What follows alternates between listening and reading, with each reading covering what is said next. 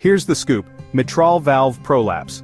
Mitral valve prolapse, also known as floppy valve or Barlow syndrome, when the mitral valve bulges. This bulging leads to the loosening of chordae tendineae and papillary muscles. Auscultatory findings are a mid-systolic and late systolic murmur. Fun fact, the murmur is longer when standing. One cause: ADPKD or autosomal dominant polycystic kidney disease. The most common rhythm disorder linked with it: PVC or premature ventricular contractions. You might also see VT, PSVT, and atrial fibrillation. Investigation of choice is echocardiogram for defects in the posterior and anterior leaflets. Treatment typically involves beta blockers and, if needed, mitral valve repair. Got all that? Now you're a bit more prepared to tackle mitral valve prolapse. See you next time.